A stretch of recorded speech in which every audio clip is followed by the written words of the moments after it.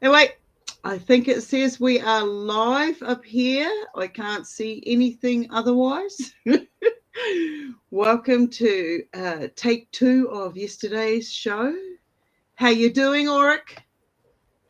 I'm always fabulous. I could be nothing else. So I'm just checking to see if we are actually We live. are live because I just clicked on my Linky Do thing and we are live. So we are alive and well. We are something. I say we're something. I don't know what that something is. Anyway, so how are you doing? How is everybody else out there in the world internet? So where do you want to start with this? Well, where we left off yesterday, I just wrote down all the whole list. And the first thing that was listed after we kind of tanked it last night was invisible chains. Yeah. I'm still on that same Start page. with some invisible chains, and I think that was making a reference to this whole story that I told about when I was driving home, and thinking now my voice is starting to get a little It cleared up this afternoon. It's better, but anyway, driving home, thinking exactly how it was going to plan out because things were just kind of discombobulated, and thinking, I missed the place I wanted to turn around at. And in Michigan, that particular piece of road, you have to do what's called a Michigan left, where you have to go up and around in order to make the left, and then you have to do the UE. So I had to do that. And then as I said, it's like, hey, wait a minute, I'm going to go back on the expressway. So I had to turn around. I wasn't as far down the road as I thought. I just got really distracted, I think. Yeah. So the point was, and I was very much aware, but I didn't, it was almost like I was transported myself in my head to a different piece of the road, like the other side, like the south side of town, rather than I was on the north side. That being said, we started talking about how we've really been discombobulated, and it seems to be commonplace. And then you talked about, will we just get our chains yanked? And then too, about feeling like where I was just be standing in the bathroom washing my hands, in the toilet at work, not washing my hands in the toilet, I'm in the sink. And then I feel like I've been pushed. Yeah. Just nudged at my shoulders. Yep. Yeah. And that was, somebody's yanking on your chain kind of thing. Well, no joke. Yeah. And that happens often enough. When I stand outside with the dog, I will a lot of times feel like I am being pushed. Yeah. Or nudged, so it's almost like we're being asked to start moving. These now have gotten really strong where I've had to take a step. Yeah. To stop myself. So that was kind of the whole idea of invisible chains. Who's controlling the chains? Yeah. And what's the purpose of the control? So I guess that's kind of where we left off. We never really covered that aspect of what, and I don't know if they're necessarily even chains. I mean, some of them could be where you could be getting tugged at. This felt like, and I know yours was kind of dubious, you felt like you were pushed. Oh yeah. I was definitely shoved. That was like, yeah. There was. I really looked at it, and we can turn around and say, oh no, I just simply just lost my footing and skid across the. How many times have I gotten into that shower? How flat-footed am I? I look at myself and my state of wellness at the time. I was getting into the shower. It was an everyday task. And what happens? No. This was like you were stepping in and then something just went boom and both your legs went, in different oh my God, tie me in knots. It was bad. So yeah, when you were saying what's controlling you, what's pushing you, is like when you're feeling it, are you what's the conversations that are going on in your head at that particular time? It's like, who are you? Do you ask who is doing it? Why are they doing it? You know that something else is, taking control, or why do we suddenly have brain fog when we know we set out to do a particular job? We've got the products in our hand to go and do some cleaning, and then we take a step and go, okay, where was I going? Where was I going with this? What am I doing with these objects? And then you take a step. I have to reverse myself. This is part of my OCD. I'll take a step back, take a breath and go, oh, that's right. That's what I'm going to do. And then when I step into that next step, sometimes it's gone again. And so what I'm seeing is, am I stepping into this invisible field, and it slows me down as I'm stepping through it, and as I step through it, because I'm not focused, because I'm not sensing this frequency, it's just my mind went blank. I've talked about the frequencies that we hear when they come in one sound, and as they go past, they come out, and it feels like they come out the other side with nothing, with a different tune. To me, in the early days, I put that down as, okay, a download has just been dumped, and I have to now decipher it, put it in the right place, and then use it. So it comes out. Now, I haven't felt that for some time. I'm just getting the high and low pitches, and the big whacks every now and then. So there's something that has changed. These waves have changed. I sort of feel like they are being resourced, manipulated by outside forces out there. So what you're talking about feels like you're kind of describing something external and inorganic. I think the idea of these chains or that sort of prompting that it feels like is beginning to really, really go on is becoming more, I don't want to say aggressive, but it is becoming a little more difficult, significantly more difficult to ignore. This has a couple of different ramifications, though, if we have control over our own body, biome, thoughts, and we're a little more aware of it. Hi, Ange. Yeah, so, and by the way, there was almost no lag to that popping no, up. I noticed that too. Yeah, and I pulled up the YouTube thing here, right? Anyway, but I think the whole thing with the invisible chains too can, with my being led up and down the road where I didn't really need to turn around and I was on the right track, was also possibly a redirection that maybe I wasn't supposed to be in that store at that particular time, or maybe it was to be diverted away from a particular intersection, because that area that I was about to come into, it can get pretty bogged down. And it's kind of funny because it's not really a highly populated area. We're not talking about the city. It's on like the fringe of country land. I got cornfields behind me and whatnot. So that's kind of the setup it is, but there just seems to be a lot of traffic, and it was a lot in that afternoon.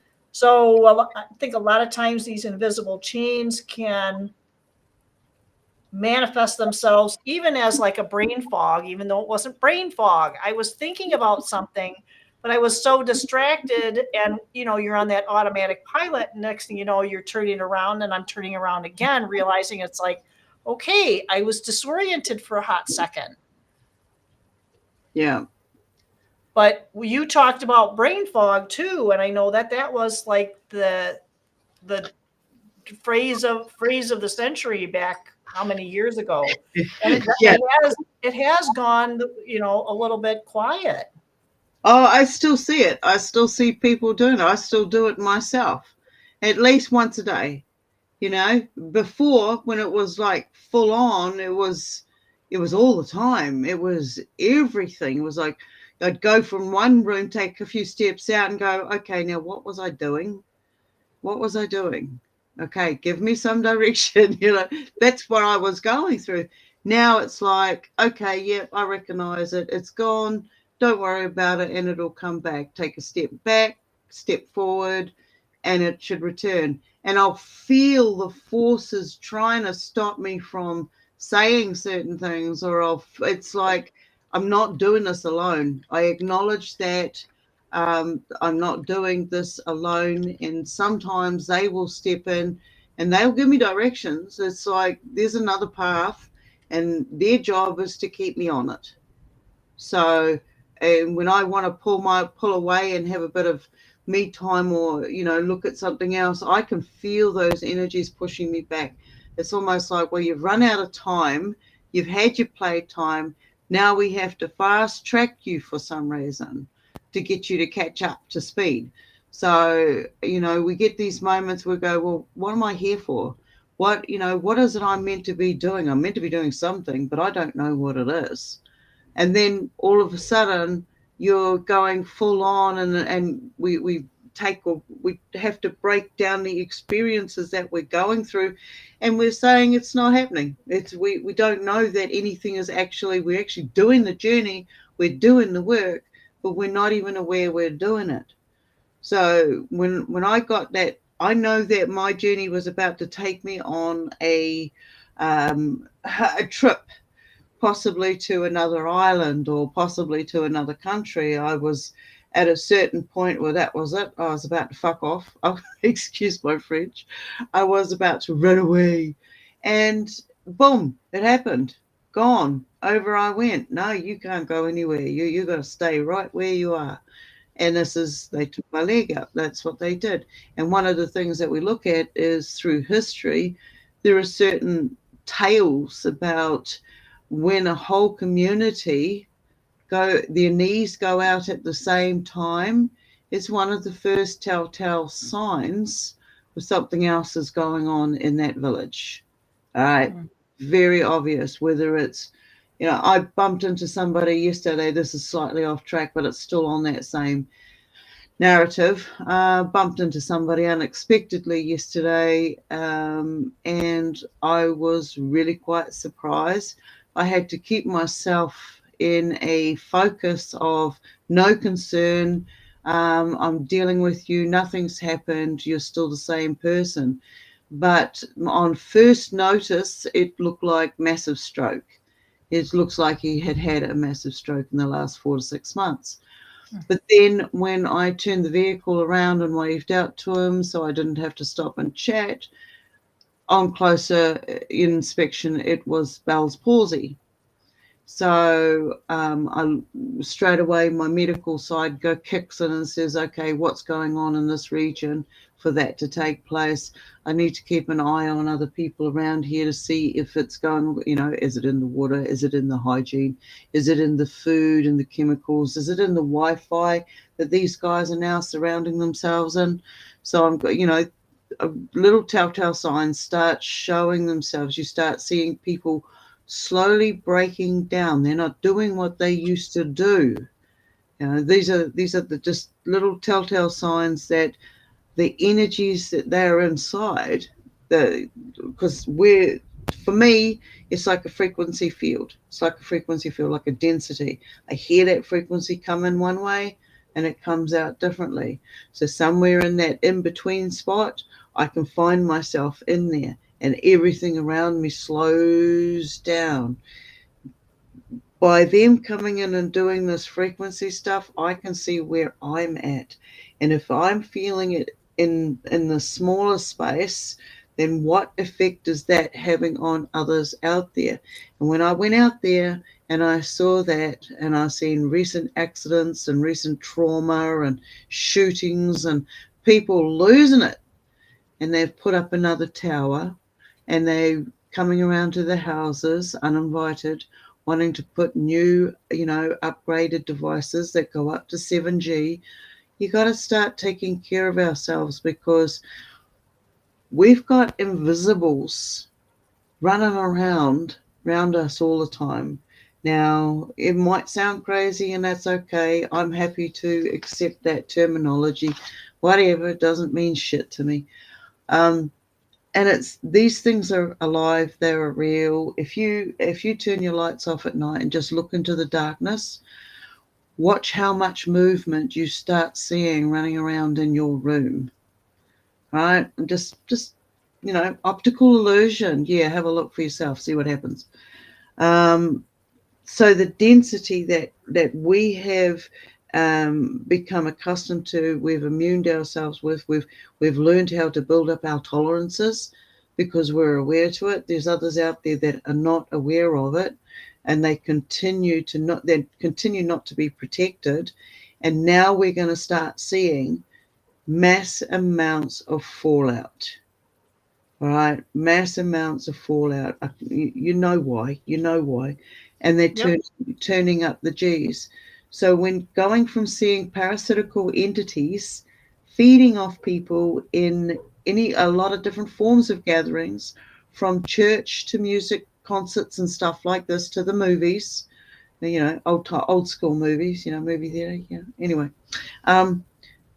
these things were there. They were feeding, and now those resource ports have shut down, and now they're doing what they can. These types of parasitical entities that push us around and stuff, they're basically bottom feeders.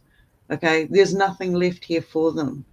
So that's how I'm seeing it. So yeah, if you are aware of stuff and you start finding bruises, scratches, you're getting shoved, it's not just that though. I also feel that some of my guides, if they're not happy, they'll give me a little nudge. They'll give me a little nudge, and the outcome is what it is. It puts me, okay, now I have to fixate on this area. I have to get this side sorted out because I spent too much time in this area or this area. See, it comes back to what we were discussing yesterday, time management. Once we become I have a routine now. Get up, I go, boom, boom, boom, boom, boom, boom, boom, boom, get them all done, get them all out of the way. 1 hour, I've got all my housework done, my vacuuming, done, all done, sit down, do what I need to do. Okay, what are the messages that are coming in? Oh, now I've got to run out for an emergency. Sweet, I can handle that.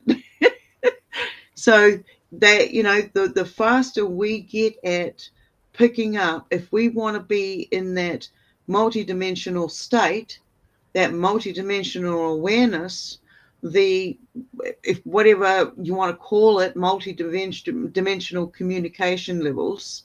So we're allowing the information to come in to communicate with us. I know what my clear intent is, no matter what one comes in, where it comes in from. My intent is clear to me, and whatever comes in to try to change it, if they're not working in the best interest for me to go ahead and get what my clear intent is, then they're not working for me. A little shove, a little, they can communicate in compassion the same as we can. And there's no reason, exterior and interior, for any creature to bully another creature around unless they're going to eat it. Right? That's predator prey nature. That's how I see it. Yeah, it is rambling, say. Well, you did kind of talk a little bit about how this this thing that you are calling multitasking is basically what you just mentioned. Yeah. Is that you have this level of awareness and you are able to, and here's the thing too, where we physically stand in this here and now does have an effect in other areas. So that's what I find is really, really interesting, is that multitasking, I don't think is what we really don't understand it, because our body does do a lot of different things at the same time, but it's more, you have that automatic system, to put it simply, where your heart and your lungs and all your organs are doing what it needs to do, all managed by, the relay system in your brain and all that kind of stuff, isolina, all that other kind of stuff. But the thing is that, what is it that, I think it sounds like there's several things going on, because there's a big difference between a hard shove and me getting these gentle nudges, or when I start talking out loud to, and I got to find that picture again. I should repost it, of that. It looked like a goddess at night, over the garage. So, there's all kinds of stuff that can be coming around. And when I talked to a very, very talented intuitive a couple of years ago, he told me to don't worry about it. He looked into it and said that these are your guides, and a lot of the spirit realm has a lot of work going on to kind of clean up what's going on. And the interesting in this particular energetic field that I'm inhabiting, and when people think about their chakra, they only think about that vortex at the front, but there's a vortex in the back, and it's like this. So I don't have any problem here. I have a problem always, it seems, here. So it's almost like, I'm an overgiver. I'm somebody who does not seem to have good enough boundaries. Recent history is a testament to that. And and this was what I would call, and not really quite a 12-pound hammerhead, but it was definitely a pretty heavy-handed hint to say, hey, you got to be more careful, because things are going to get a little more intense. Oh, yeah. And it's not going to be done quickly. I think it's going to be, for some people, it's going to feel quicker, but for others, it's going to be like this slow rise, and it's going to be, oh crap, I should have taken care of this. Right? Yep. Absolutely. So, I mean, when you get that intuition that you've got to do something. Yep. Do it. No, I have to say, we're having a joke around here. We don't suffer from paranoia anymore. Okay. We suffer from risk management, risk assessment. Okay. Am I going to slip over on the floor? Do I need to put a handrail up there? Things like this. What do I, well, the power's switched off. Yes. Can't touch that power socket with wet hands. No, it's too sensitive. So who's going to be affected by my actions when I do something? I don't want to be connected to somebody else's adventure. They don't need to go out there and do something because I'm doing it, because I'm involved. They don't need to do that. They go out there and do their own stuff. If I don't want these attachments, then it's like, nah, I don't need them anymore. I don't need them anymore. When I was able to, people will say to me, how have you managed? Literally. Well, I literally managed out of survival. I saw those that went through what I did, those that went through something for the first time and still ended up like that lot over here. Now, where did I want to be? And then you get those that want all the information so that they can use it against those ones over there next time round. And I don't need to participate in that, because in every single one of those that stepped up and said, oh, we can help you here, or we can, give me, but you've got to let the vampire in. If you're not aware of who you are and what your value is, then somebody else is going to use it against you. They're going to use that against you. And even where I'm at right now, I know that I'm still getting picked on. I'm still getting pushed to do stuff. I'm still getting hindered to do stuff by these invisible forces. And I've proved to myself time and time again that they really do exist. All right. And it's like when the dragons came to me, the first initial lesson that I got was I said I wouldn't bow down. I'm not going to bow down to anybody. It's a fight, mate. I don't take the knee because it's stuffed. Too hard to get back up. No, I'll just roll. I'll just roll. But no, it was like they showed me that there's no loss of self-worth when you bow down.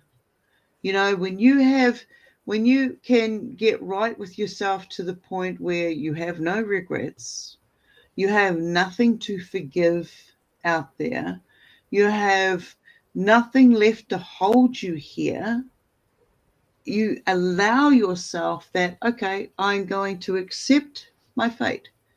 I'm going to bow down and should you chop my head off or bite it off because you're a giant bloody dragon, well, so be it.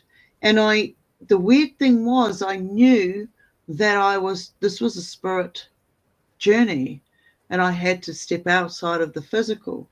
And I've seen the damage that people can take when they have these out of body experiences and they come back in a little bit damaged. I've seen that. And it's happened to me. And it's taken a long time to heal some of these wounds. When you're trying to heal something that's not caused from the exterior, and that it's a dimensional wound, and you don't know what you're working with, it's going to keep growing. It's going to keep being there. It's going to, anyway, you get rid of that. Once you can see what it is that you're working with, then you can do something about it. And this is where I say, we are accountable. You can't change what you don't know and what you're not aware of. But as soon as you become aware of it, you become accountable for it. So your participation in the actions of it, that's where the whole karma or karma state come in. So which one do you want? I know that I went into the karma state. So I allowed it to sort of like, okay, yep, I feel that wave. I feel that energy. I'm going to stay calm. I'm not going to participate in that person's chaotic state of mind or physical anguish at this point in time. It's not mine. This is where I'm at. We turn around and we can tell these energies and entities around us, we recognize you and you're not taking it from us anymore. As long as you have that focus, that clear intent, that goal, and it starts with just that little speck goal, then we're just going to keep going. We're just going to keep going with it, and we're going to shine. Okay, we're going to turn that little pebble, that little stone, that little piece of salt into something magnificent. And that's Anyway, sorry, I went off track. It is ramblings. I don't know. I don't even know if it's ramblings. I think it's all even with the brain fog and the invisibles, and just being a little more self-aware is all part of it. I think we're still all going to have things that we're going to kind of come in and out. Yeah. It still feels like that this is just going to be an ongoing challenge to build our mental muscle, if you will, and discipline. The discipline that you mentioned about having that routine, that's going to be important as far as sticking to your plan or program. But the other aspect of that too is when we do have something like that we don't beat ourselves up over if we, have a slip. Exactly. Or a trip.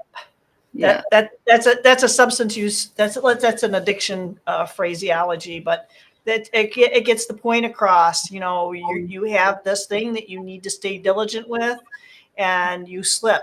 you went out and had one with your buddies, and it's like, okay, I slipped, but I'm back on my program, and it's not something that's going to interfere with my disciplines that Yeah. I have set into place. You might have somebody who just gets a little more involved, and it takes them a while to come back and get back into that program that they had found that worked for them to keep them stable. And I think that is kind of a broad idea of what we can do, even with like for an exercise or an eating regimen or anything like that. It's okay to indulge now and again. If I have a family that are quite prolific drinkers, and when I have one of them look at me and they go to hand me a bottle of alcohol as a gift, it's kind of like they went like this. Literally, they went like, "Oh, are you drinking?" And I said, "Well, no, because I'm driving." "Well, what do you mean?" And it's like, "Oh, I thought you were abstinent." It's like, no. If I want one, I can have one, but I'm not going to sit there and overindulge myself. Of course, it was a freaking gallon, but literally was a gallon of alcohol. But I think the idea is that oh, you don't do it. It's like, it's okay. It's okay if you indulge now and again, whether it's food or alcohol, as long as it's not going to become your way of life and you stop functioning. You lose your way, you lose your disciplines. That's a problem. Or if it's affecting your health, or your safety, that's when things become a problem. And that's not just with alcohol. That's with anything. Your thought life. You're doing too much social media, gambling, whatever it is that you're overindulging in an unhealthy dose. Keep that in mind, because that's going to affect your ability to have that level of discernment when you do have these nudges, pulls, pushes, tugs in the finer energies, right? You're going to facilitate that brain fog. For me, mine was probably sleep deprivation, because I've only been sleeping for probably about, I don't know, maybe 2 to 4 hours at a time. And then I have to get up and go to work. Falling asleep at midnight. And now I have my 4-legged house guest that's thankfully on the floor and not crawling in my lap, that is keeping me up all night. So giving myself that little bit of grace, and I just take the time out. I'm not going anywhere. I have to stay put, because I'm not going to risk going out in the community. Because when you're tired like that, being overly tired with sleep deprivation, it's just like driving drunk. Your Exactly. times drop. And if you're doing these tours that you're not fully aware of what you're doing, you got to be even more on your game. Okay, you've got something else that's like driving you off the normal path that you would take. You are distracted. They're taking you off your natural path. But are they trying to show you something else? What are you seeing when you go these off-road little journeys? What are you seeing? What's showing itself? Are you seeing the environment, or are you just seeing, oh shit, I drove off the wrong way. I'm going to have to get myself back on track. And that's the thing. We have to get back on track. We have to follow the path to get back to the house. So what is going on that is distracting you? Is it external, internal? Is there the voices talking to you? Are you unpacking downloads? Yeah, unpacking the downloads would be a really big one, because sometimes those can take weeks. Yes. You may not have been something that you had experienced. I had a dream that I wrote down, I think in 2020 or 2021, that I am still to this day unpacking things on it. Because I will go back and look at it, and it's like, what the heck? Yeah. And realizing exactly what these things mean. Yeah. So I don't know. I don't know. So that's the same as these beings that have come in, and now they're back in the news. They're everywhere. Everybody's talking about these plasma luminous beings. And I'm kind of concerned for them because of the experiences that I've had with these beings, and they've never been harmful. They've never been malicious. They wanted to communicate. They showed themselves when I thought it was, because I had to investigate and analyze everything. I reached out to heaps of people, and there was nobody who could actually say anything. So I had to gather the information myself as if I was the one investigating the whole experience. And it's the same as now. I'm very aware of these beings and how they come in, and I thought that once I'd seen them once, would they come back again and all of that? And I went through all of those stages so I could show people who I was experiencing, etc. I want what I've experienced for the whole world to experience. Right. And yeah, anyway, we'll keep that one for another story. But in these beings showing themselves, they communicated with me a certain frequency. And after all of these years, I have learned that if I want to communicate with them, I just have to think about them. I just have to think about that full in-depth feeling state that I was in when they were right there in my room, showing me what they were showing me. So having these beings around us, we're going to, this thing about the whole Beetlejuice, Beetlejuice, whatever it is. And then he pops in an invisible friend from childhood days. We've all had something. We've all had something. Some of us have seen our toys move. Some of us have seen doors open, or things running around the corners of the room, or little grey people. And that's what they were. They were grey people. These they can manifest within certain energies, as if they get the certain energy that they need. We can see them on one aspect, and the more of that energy that they get so that we can see them, then others around us will also be able to see them. If, like, when you're sitting in a seance circle or in a circle, even healing circles, and you're holding hands, you're creating that one force. Okay, not that individual segment force, you're creating that one force. So when you're all in the same intent, and you're thinking that whatever it was that showed itself to you at that age, if you're all focused on that age energy, then it will manifest itself. And the more energy that can be used in that, the more solid that manifestation. Now, on the other side of that aspect, these manifestations are aware of the energies that they need to manifest. And if they really need to manifest in front of you, they will find whatever ways to use that energy to do that. And that means drain it from you as well.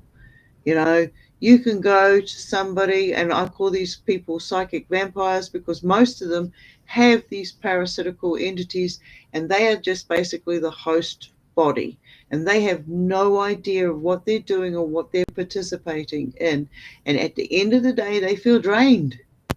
They feel absolutely drained, because they're not getting anything for themselves, but they're creating the chaos states around them to feed the energy through them to their parasitical entity. And these are puppet hosts and this sort of thing. So, when we start feeling drained, and we're having these brain fog moments and stuff like this, I pay attention to that, because usually 9 out of 10 times it's not us. There's other reasons around us that are creating the reason for us to take on these feeling states. Now, if you're tired and suddenly you have a new house member that you've got to take care of, where are these little angles coming from that's going to keep perpetuating this tired feeling state? is there somewhere that you can go, well, I need to put that animal in another room and get 12 hours sleep? It's not happening, sister. I would hear nothing but yipping. So here's the thing where you're talking about drained. So this is really interesting. It doesn't necessarily even have to be our geographical location. One of the things to make sure that we need to turn off, and that's all of us, and I'm guilty as all, because I like to have, this is in a separate room to where I sleep. So this can get turned on and I can put on something that's very soothing and I'm not in front of the screen. And what can happen is we can go into the other room. But the thing is that when you have a job where you're sitting in front of a computer screen or a laptop, because that's a lot of us, that's what we do. That's why my eyesight is so horrible. My eyesight's gotten so bad that when I get home after doing a full day's work and I sit down with somebody and it's 2 hours to do one document and one visit, and I have 3 or 4 of those visits in a day, and I get back here, talk about trying to stay disciplined. All I want to do is collapse. Let the dog out, do her thing, feed her, and I am down for the count. It's such a draining experience. And it's not that there are necessarily beings or energies that are in my particular locality. There are things that emanate from these screens and the energies within the screens that are at us. Those are also very draining. Something that a family member pointed out, she was home with her husband, and this is also another aspect of it. Have you ever watched a TV series and you say, I watch a lot of foreign murder mystery. So I will sit there and watch it. And most of the time, but not always, because half the time I'm falling asleep. But I don't remember if I don't remember the end of that, the whodunit part, that means I fell asleep. Yeah. Or there are actually, if you watch programs with commercials, there is subliminal stuff in there that help you not remember the ending. So this family member was saying, well, what are we going to watch tonight? And her husband says, well, we can watch this. And she said, but that's a repeat of what we saw 2 weeks ago. Because she'll be up and doing things around and he's watching the program start to finish, right? Yeah. She's not. So he actually got the programming of forgetting, thinking that it was a brand new show. And she says it happens every now and again where he'll watch it and she won't, and boom. Yeah. So there's a lot of subliminal stuff. And I think I mentioned to you, even with the subliminal things with, I don't remember which episode it was, but it was the Diddley Squat Farm thing with Jeremy Clarkson. And there was a real quick flash of somebody who was in government there in the UK, and it had something to do with finance. And it was a very specific picture. And I know the item that she was carrying had a particular reason. I knew what it was for. And it's like, oh, I don't recognize her, but I bet you I could figure it out. And I did. And was like, okay, she was associated with whatever was in that bag. Yeah. And it had to do with what he was involved in. And it was like, how trippy is that? And but the thing is that they could do a subliminal message without you seeing it. Because I went back and played it, and it was a few frames where you saw this woman. Yeah. You could see everything on her. I was like, oh my gosh. Yeah. All I had to do was look up the description of that particular item that she was carrying, and that person's name popped right up. Yeah. I mean, you'd have to be an absolute boobaloo not to be able to figure that one out. Yeah. That was blatant. There are a lot of things that are not blatant that affect our memory and affect that we think is brain fog and manipulation by spirits. No, this is 3D people farting around with us. Pardon my French. Oh yeah, absolutely. I mean, I watched. I have, like most of you know, I have issues watching movies because I always find something in it that's not right. Um, and my superpower is one of my super abilities is I can watch a movie, like you were saying, or an episode or something, and boom, it's gone out of my mind. I don't need to store it there. It's not. There's no room. Delete. So it's gone. And then I will totally wipe it out of my mind because it's not something I need to worry about. And then somebody will say, "Oh, let's watch this movie. Have you seen it?" And I'll be like, "Oh, I'm sorry, I don't know the name of it." And it's the same as people too. They'll mention certain people. Do you know this person? I'm like, no, no, no, no. And then I'll be like, oh, I do recognize the name. I don't know where I recognize it. And then boom, just a keyword or something will bring it straight back. But if I'm not working in that field constantly and I don't need to hold on to that.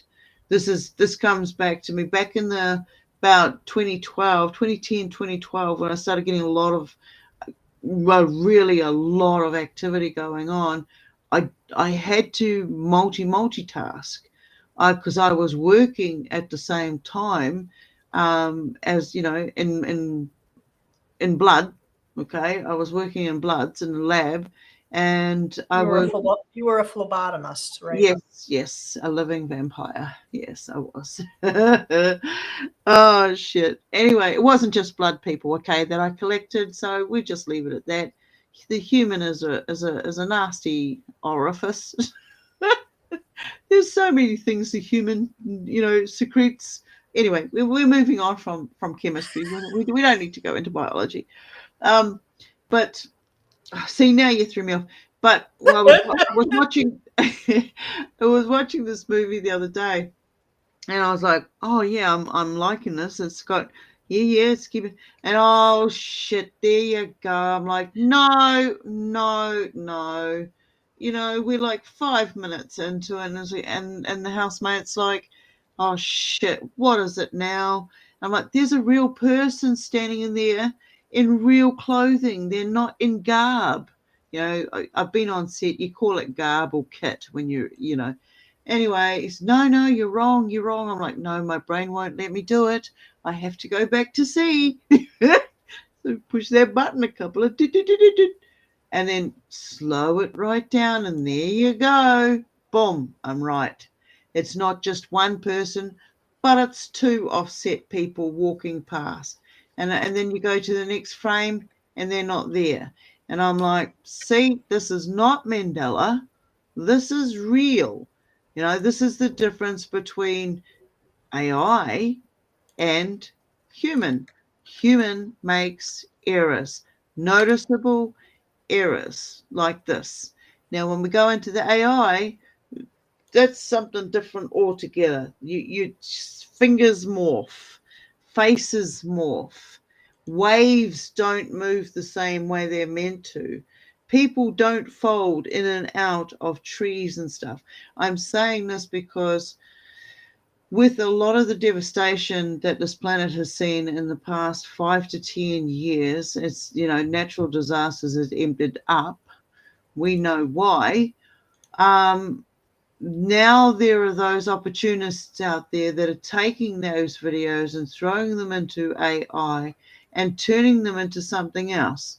Now, I have seen several videos come back saying this is new material, but I know that a few years ago I was sitting there watching that particular scene happening in that particular location.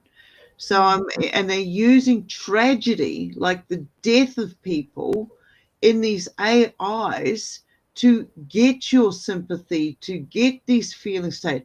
I'm not saying that it's not happening, but I'm saying examine the material that is being presented to us. And that goes back to the crisis workers and just being yeah, a little more aware of a lot of the CGI and the AI, especially since it has been getting so sophisticated. They're actually showing us what they plan on doing. So when we're sitting there watching these, there was one where someone had posted about, it looked like a real woman's face and then it was a robot body. But think about it, if they're showing you that like it's real and it's in a lab and they're interacting and they're laughing and they're having this little interesting, kind of a seductive scene, not, sexually, but it's very seductive. Yeah. It was seductive, meaning that it's going to attach to you emotionally. It doesn't have anything to do with sex. It has everything to do with attaching emotionally to you. And that's what they're trying to do. And I'm telling you right now, that is, and very potentially could be, again, you say, well, it doesn't exist. It very may well. However, it's easy enough to trick our eye with a 2D screen with the illusion of depth to get you to believe that that was an actual robot. Yeah. And it may have been CGI'd. I still go back to that Will Smith little gig that I have. I should dig that up and just throw that out there. It's like, look, people, wake up. Yeah. Now they have I can't remember what they call them. It's where they can fake the voice. Oh, yes. The And you see deep commercials with it. Yeah. The deep Yeah. faking. Yeah. Yeah. Yeah, the deep fake voiceover stuff, and it makes you believe. And I remember seeing stuff on some very well-known people, even in the, I guess what a lot of people would consider the woo-woo world, that they would, you can barely see it, but it's the head moves, but the mouth doesn't. Oh, yeah. Fixate, but you have to really look, and the shading is slightly different right around the mouth. Yeah. But these things will fade, just like when you look at a movie up on a big screen. Think how many big pixels there are. Those are pretty small, and you're not going to necessarily be able to see those in there where it's blended through, right? But you're going to sit there and look on a little tiny screen, some of them on your phone, and oh my gosh, look what they can do. Can they do that? Yeah. Or are they just trying to get you to believe that they can do it so that when it really does hit, that they have that ability to do that in this particular realm? I sort of feel like they've already got all that technology. Everything they're showing us is old technology. And it's like, wow. And then we get to a certain point and then they shut it all down again. And then they start reintroducing it. I'm seeing this whole AI segment of our reality as this is an old type of technology. It's been one of the satellites out there that we call a star, looking at us forever, and then it started to move, and then everybody started talking about the black satellite. Yeah. So, and when, this whole space wars, what was the space wars? What were we fighting out there in space? Was it the race to get the satellites up there, to get the junk up there so they can make another band around this place? Because once they make that band around here, we'll all start seeing what they want us to see. And when they started doing all those chemtrails, I started going, well, if you look at all the chemicals they're doing in there, they're making a layer, a screen. Last night I took some footage and I couldn't believe it. There was like 3 or 4 streaks right over the house, really, really low. And it was interesting to watch the animals' behaviors because they all put themselves away beforehand. So, when they do it, we do it. I kind of looked at a lot of the stuff that has been going on as far as all these, resets. I almost said alleged because we're going to believe whatever we're told to a certain degree, and we're going to start looking outside of that and try to put together. It's almost like there's a puzzle here, a puzzle there, and a puzzle there, and none of all of the pieces fit here, none of all of the pieces fit. And there is something else that's going on that has to have these other things. I'm getting a little bit of feedback. There's a little bit of everything going. Everything has to kind of fit together, but it doesn't in these 3. There has to be something else. And one of the things that has come in is we have this space called Earth, and we have all of this archaeological evidence that there has been these catastrophes, whether it's ice, water, mud, don't care what it is. All of these things are Yeah. geographically and geologically documentable Yeah. based on the narratives. And that's all of them, no matter what you believe.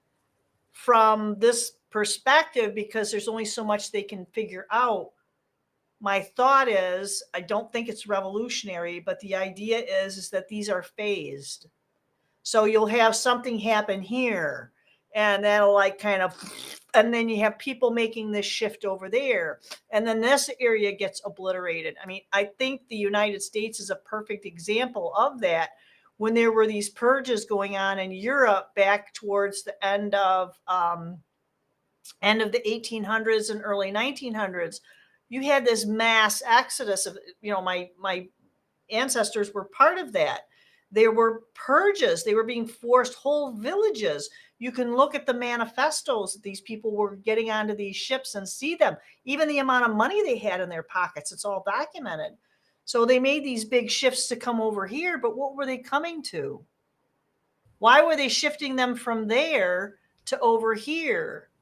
Yeah. And it's almost like, well, why are they shifting people? You can look at from the east of the Mississippi in the United States. This is the lion's share of our population is east of the Mississippi, from north to south. There's very little, and then you have that little, place out there they call California. That's a whole different animal. But this area that I'm in, we get these blasts, and they have people that will watch these waves, and the waves will be of the EMF and the ELF. It'll just be these waves of just surges. Yeah. We're being bathed in this radiation, and it's almost every night. Yeah. And it affects all of it. It affects our sleep, and usually it's like 2 or 3 in the morning. So if you're waking up at that time, a lot of times that's what that is. I mean, you can take. I've done a little bit here in the house, because it does have.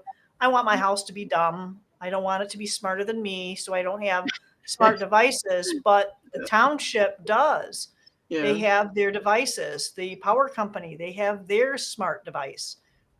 And a whole hell of a lot I can do about that, other than move. But I guess the point is that these are phased things. These are things that they'll do in phases to kind of, socially and geographically manipulate. Yeah. Shape. It's like behavior shaping. They do that to us all the time. Behavior shape. It takes years to do behavior shaping, but it works. Yeah. But I think it's definitely phased. I don't think it's going to happen all at once. So if there are all these things happening over in Europe, we had a totally different experience over here. When 9/11 happened, we had a totally different experience here than the rest of the world. Yeah. That changed all of us. Hi, Arizona. It changed all of us and how we carried out our lives and what we were willing to do based on a fear-driven policy that people were willing to acquiesce their powers. They would have done it anyway. Okay. Yeah. Don't blame yourself. They would have done it one way or the other. This was just an easier way for them to do it. And a lot of that, sorry guys, a lot of people died, but a lot of people that they said that are gone are not. It was just a totally different ball game. I think there's a lot of evidence and documentation to say that, again, the people have been duped. Yeah. So just big time duped. But what you're saying about the resets, I love playing with his story. Okay. I love playing with it. And there's a lot of what I call repeated patterns. We've got the floods, we've got the fires. First of all, they see the white long snakes across the sky, or the sky signs, the thundering dragons that leave those trails behind them. and then you get all these fires and storms and stuff, and then you get the rains that come, and because there's nothing holding the land together whatsoever, these become mudslides. These become, you know, massive shakes start happening. I was in a back in what 2010ish or a little bit earlier than that. I've got to go back through my records to find the exact date, but I was protesting with others along the west coast beaches of New Zealand. I was out at a place called Piha at the time because Anadarko, an oiling drilling company, wanted to come in and start drilling around the coast of New Zealand.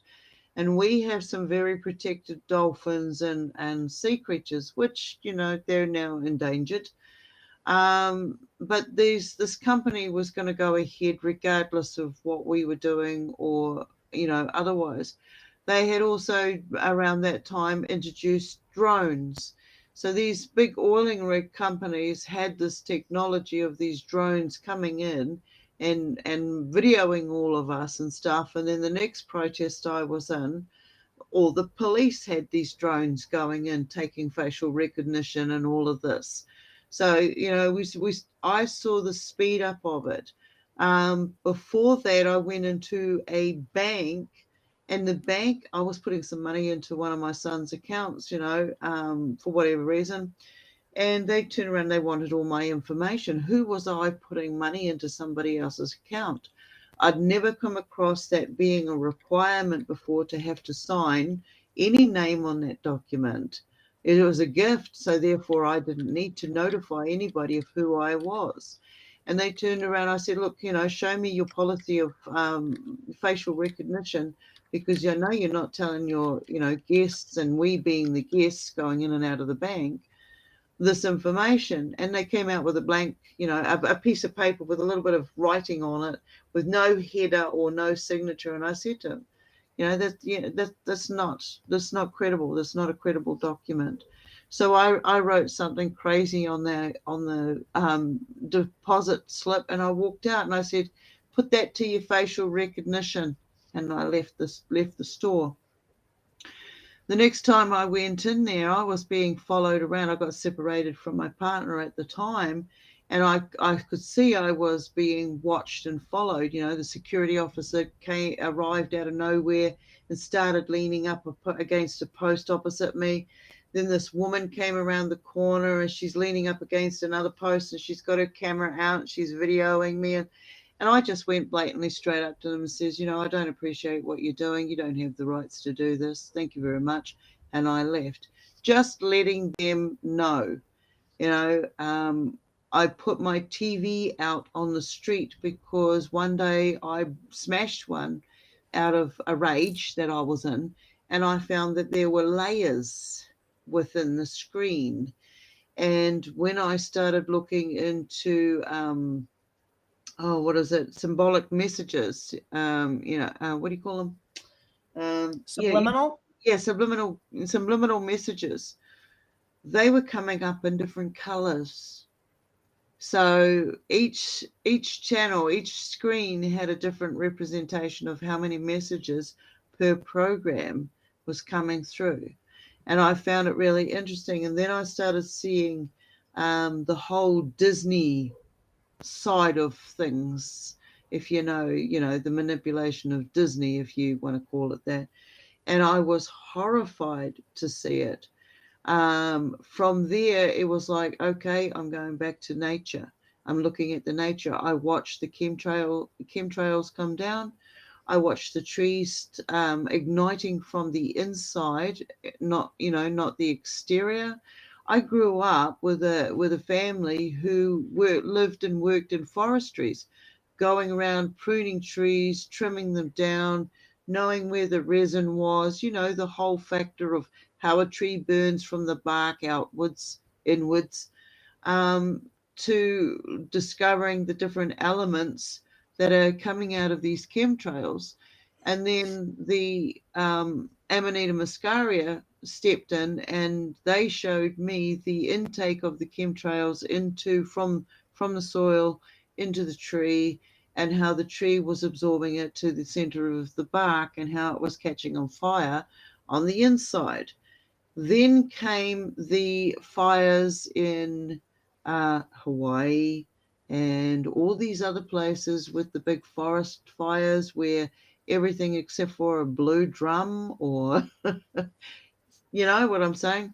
And so it was like, okay, there's something else going on here.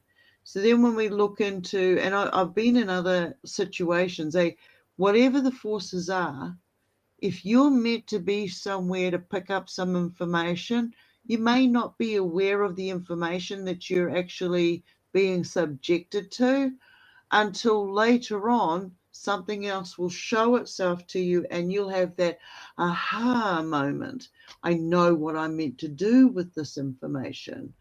And so I've been in some of those situations where I've been put into that, and I've seen stuff unfold, and just put it on the back burner, don't worry about it.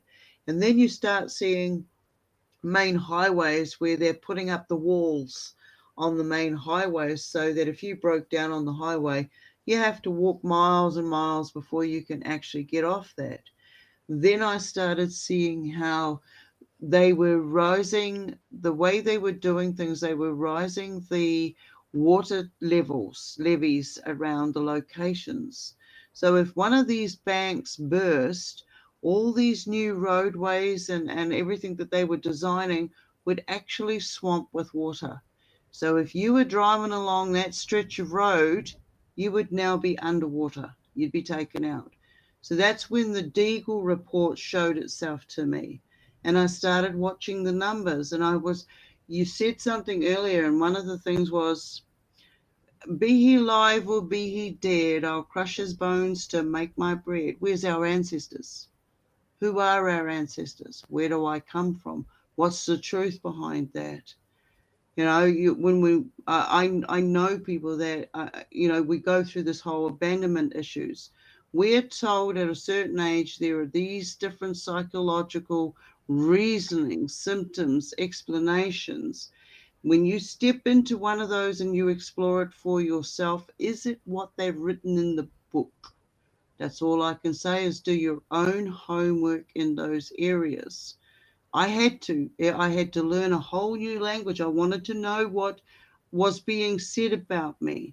So I stepped into that role, and we can do this. You can step into that role. There is nothing stopping you. I couldn't spell for shit for years. And then I discovered that my spell casting was different to others. That's why it wouldn't register with me. I would see the magic behind it, the intent behind it, and I didn't want to contract myself to that. So therefore, I was a bad speller. Now, that theory worked for me for a while. And then I picked up a book on psychology, and I'm like, there's no way. There's no way I can do this. And before I knew it, my spell casting kicked in. I was able to understand all the meanings that were coming online. I started looking into all the, theologies out there. I looked at different cultures and stuff that I was already involved in, and I could see these repetitive patterns. One of the earliest ones that I saw was a David Attenborough, which was a National Geographic, and it was explaining how in 50 years from now, if things don't go right, in 50 years from now, the sea will be boiling. And it showed how they herded all the civilizations, earlier civilizations, in from the inlands back to the outlines and the creeks and the rivers for the excuse of transport, delivery, economics, And then they turn around and use weather manipulation, and they flood these areas and locations out. Now, working in civil defense in those areas that I did, I now see that these things do take place. These things are real. The energy devices, I'm being very PC here. The energy devices the genetic manipulation. I'm not just talking humanity, I'm talking about animals and plant life and everything. There is something more going on. And I don't see that it's for the best interest for us as species, but for something else that's collecting the information. And now with all the AI and all of this coming in, I'm like watching that satellite. Pofer. Okay. Watching AI, 3i Atlas coming in, it's come down to whatever it turns out to be ready for it. Be psychologically prepared that it could turn out to be several of the different things that we're being told that it is. So if we're prepared for each of the whatever it turns out to be, then we're that little bit more forewarned. Now, it's coming in, and we're joking around here that it looks like it is Sleeping Beauty and the Seven Dwarfs. Okay? The comet came in first, and if it's something had blown up out there, there's going to be one first, and then there are going to be several that are following it, and then there's going to be a flood of them following it. So what is coming in? Is this an exploded star? Is this AI technology, ancient technology? Is this ET exterior? You know, it's really crazy. It's really crazy. I'm loving this ride, aren't you? Gabble on, girl. Hello, newcomers to the room. Thank you for listening.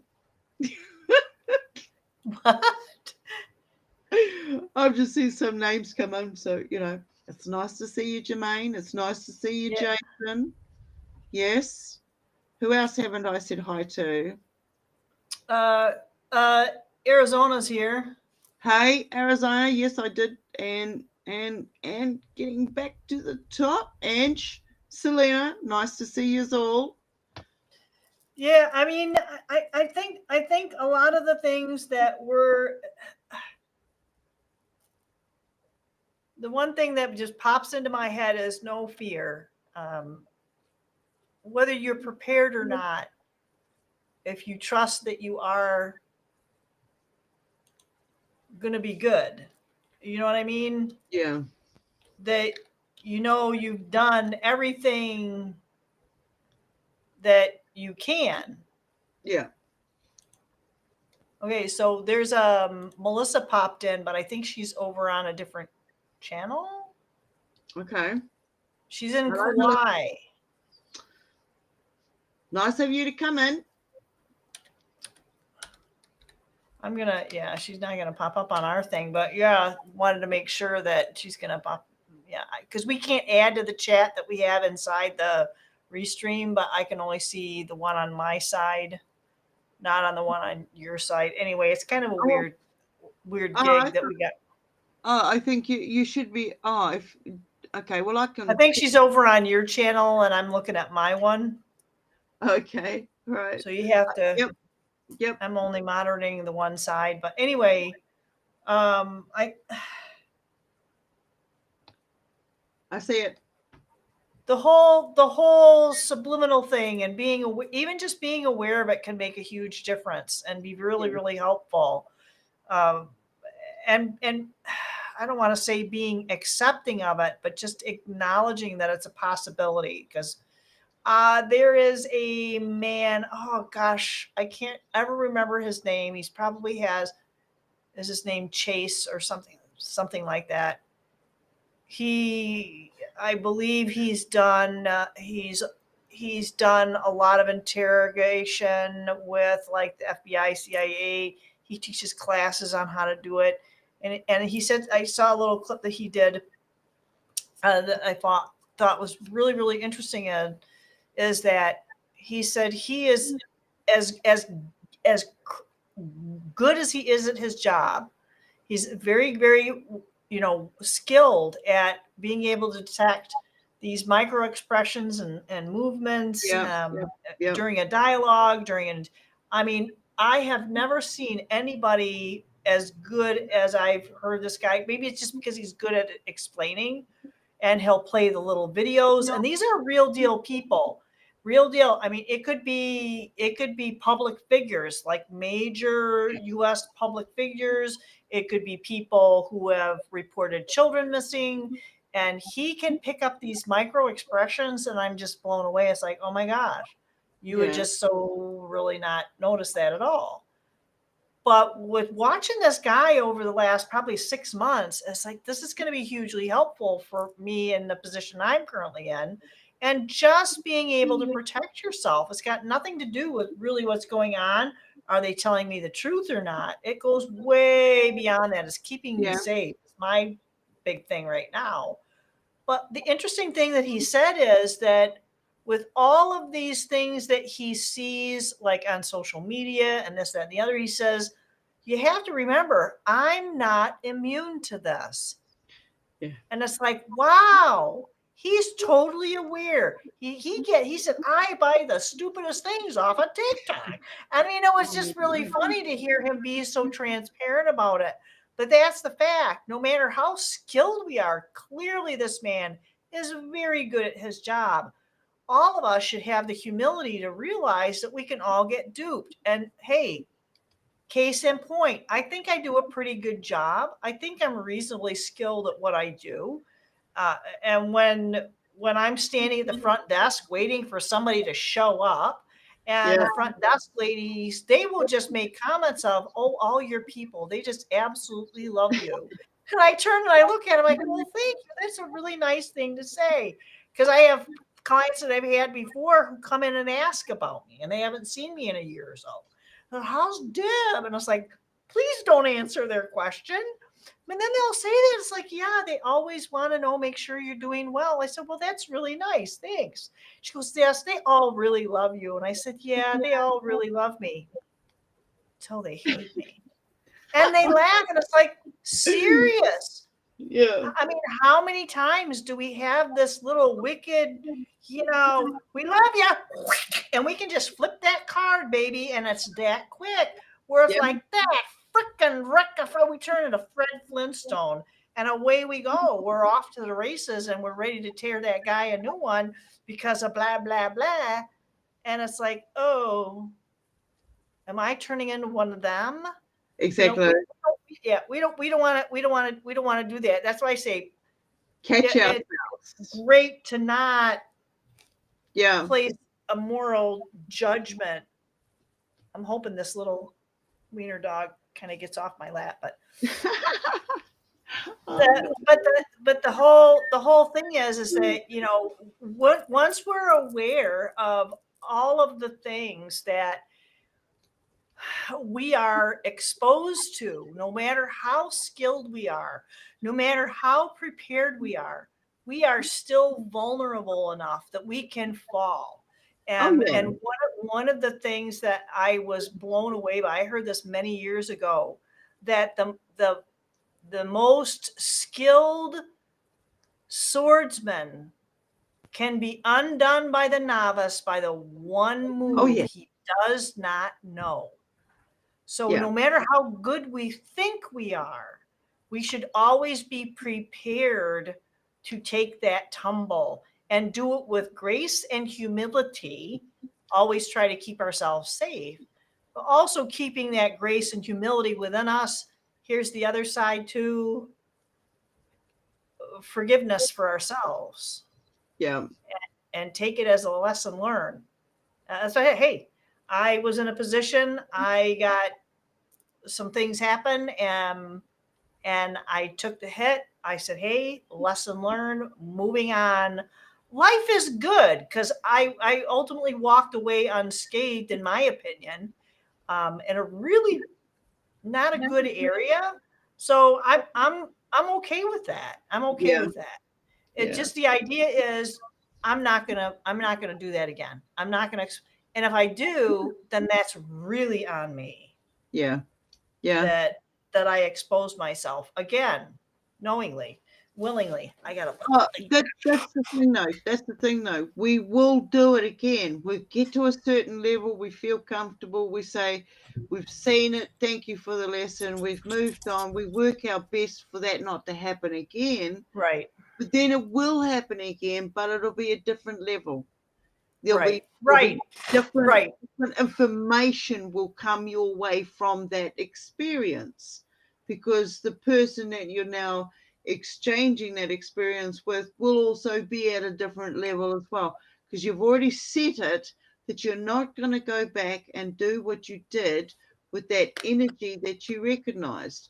So coming into doing it again with a different energy, a different person has a different energy, but the experience is just that next level. The amount of times that this has happened, it's like it's gotten to the stage where what I know now in comparison to what I knew a year ago and then what I knew 10 years ago is at such a fast rate that I now no longer need to question it. I just know that I'm experiencing it and I log it.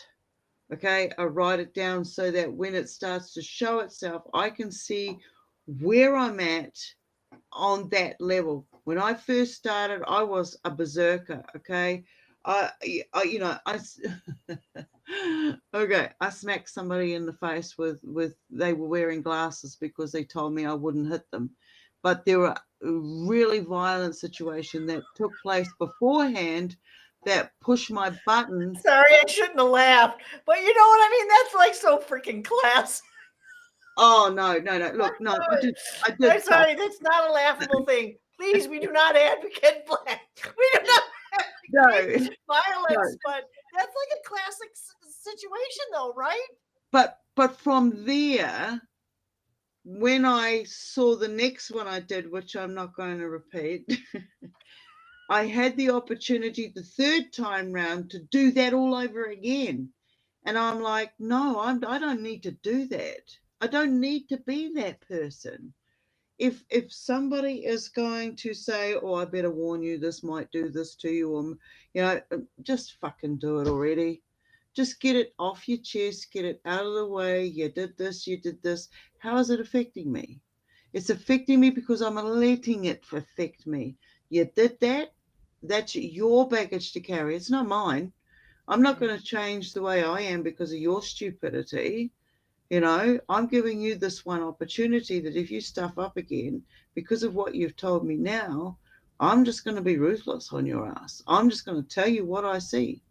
I've been polite, I've been courteous, I've been compassionate, I've done all of those levels of communication. I now know that I don't need that attachment to that. So therefore, anything you say to me, there is no emotions that are going to be attached to it. You can say point blank. And Ange says you're reading the patterns. So Absolutely. reading the patterns, it feels like it's 3 phases that we have to be masters at. And it's reading it. Okay. So you can read something, but you have to recognize it, right? You have to read it, recognize it, and guess what? Cookies, we have to act on it. And we have to know how to act or react. Take action on. It's not react. It's I can't remember the name, because reaction is kind of spur of the moment. You don't want to react to it.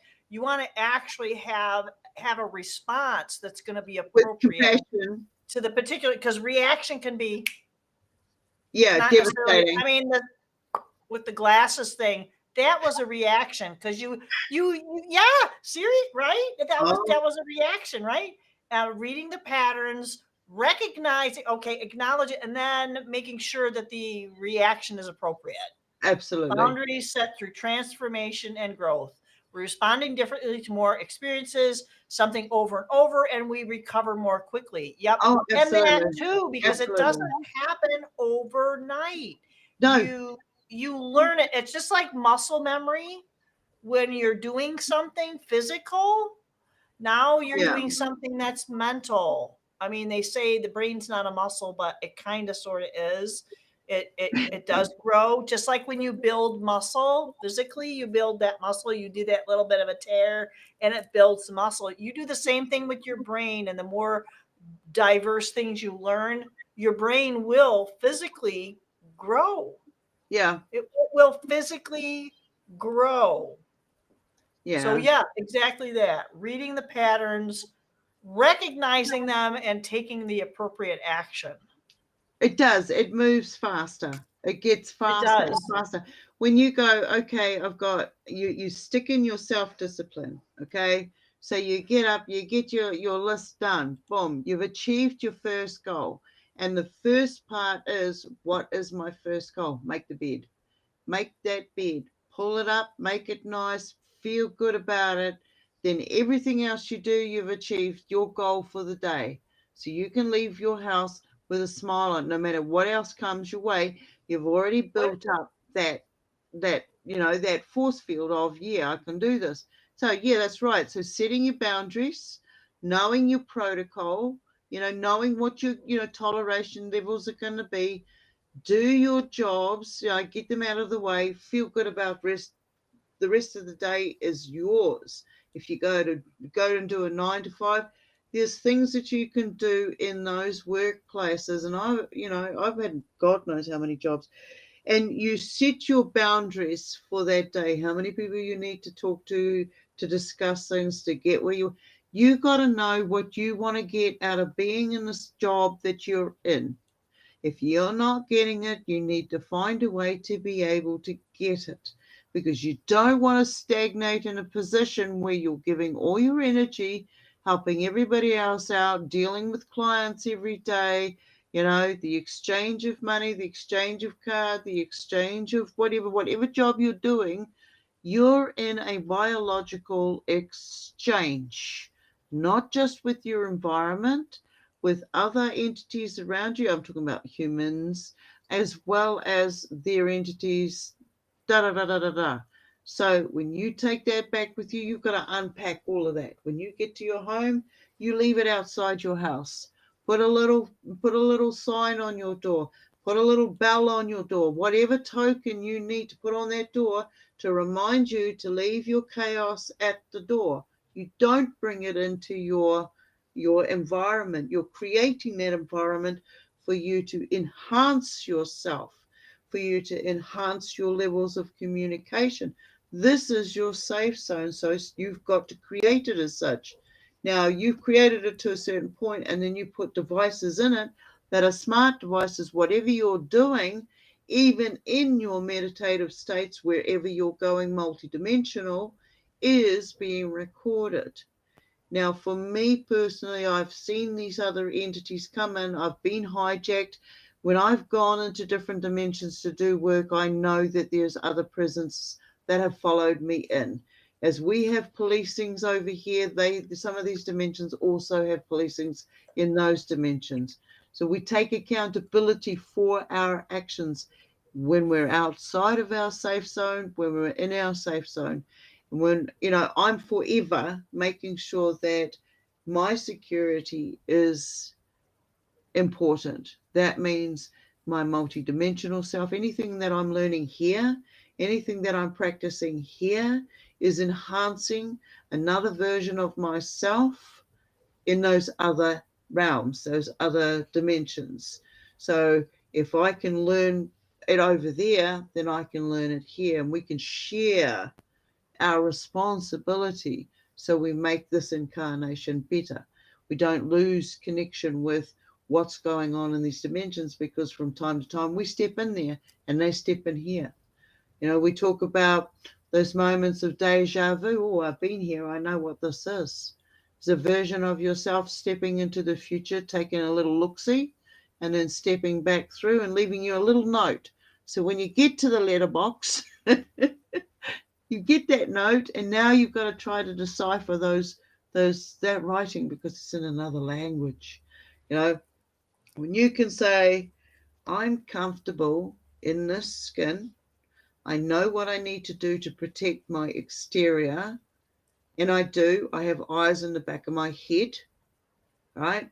My spidey senses are always on alert. when we talk about reading people, I read frequencies. So if I need to take a wide berth from someone and cross the road and come back down, and it might look crazy to people out there, but there's reasons behind my madness. There's reasons behind your madness. You're going to do what you do to keep yourself safe. And you might be focusing your energies when you're asleep in one area, one dimension, and then you're back here in this dimension, but you're still feeling those after effects. So you're keeping yourself safe on this exterior, and you're keeping that version of yourself, like your dimensional self, safe too. Because knowing that when we come too close to somebody else's auric fields, this is their dimensions that they're in, those dimensions can have impact on somebody else's dimensions. So it's this, because we are multifaceted, we are always multitasking. We're multitasking emotions that are not even ours, that we can pick up from the atmosphere. We can pick up from a piece of fruit that somebody's just recently touched and now you've taken home. If you don't wash it, you don't do your general hygiene. Your general hygiene isn't just coming home, washing your hands, throwing your food in the fridge, eating it later. It's coming home and clearing that energy out that's not yours. That's one step. The next one is washing the stuff that you do have. So because you're about to take it in, you're going to have to then give it some form of blessing or clearing, so that whatever produced that, whatever chemicals are in that, you have already transformed into a palatable health state, not a negative one. If I want a piece of fruit from another country, I've got to think about all the frequencies it's gone through to get to me. It's not alive anymore. There's almost nothing there. I've got to eat what I find in my surroundings. I've got to buy what's local to me, because I can't get it from overseas, because it's going to cause me issues. So when you start seeing that we are so much more complex as an entity here, why we're complex is because we're protecting something even greater inside. So Well, so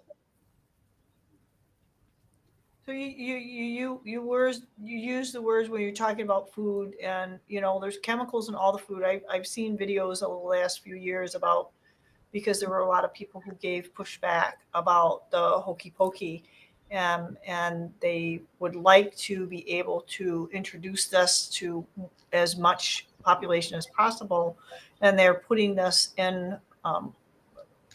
Don't think it's out there quite yet, but they've been talking about with the FDA for having this directly into the genetically into, like, for example, into lettuce. I think that's one of the things that they're experimenting with.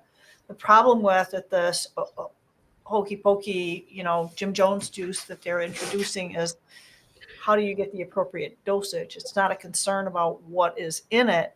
It's about how do you get an appropriate dosage, because you yeah, could harm people with too much, and yeah, you're not going to be effective if it's not enough. So this guy who's sitting there with the FDA is going, "What the hell are you talking about? This doesn't even sound like feasible." You're right. So I guess that the thing is that something's always going to be there. Something's always going to be, I don't want to say malevolent, but something that's not going to necessarily be, I don't even want to say in our best interest, but it's going to be something that's not going to be helpful or yeah. healthful uh, Inducent. to our biome. Yeah, So, and you use prayer if you have to use prayer. Use whatever mantra if you use a mantra. Use whatever it is that you can visualize that's going to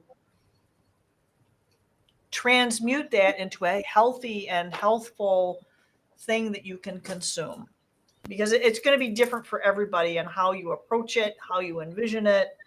And then Ange came up with triple A. triple A, aware, active, and accountable at all times and all dimensions.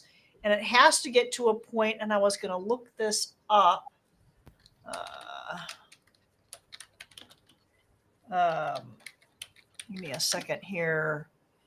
So it has to be. So we have this. Our body works on a whole lot of different stimuli, I guess. Yeah. And when we have this thing, we have to get adept at it. And I guess it goes back to what we were talking earlier with the muscle memory sort of a thing. And it's not muscle per se, but it's part of our nervous system. And if we can have an autonomic, it's like a reflex. We have to have something that's like a reflex, but it can be from an internal. So we have something that's spontaneous. When something comes at us, in us, through us, we have to be in tune with the idea of whatever it is. Yep. And that we're able to manage that appropriately and effectively. Yeah.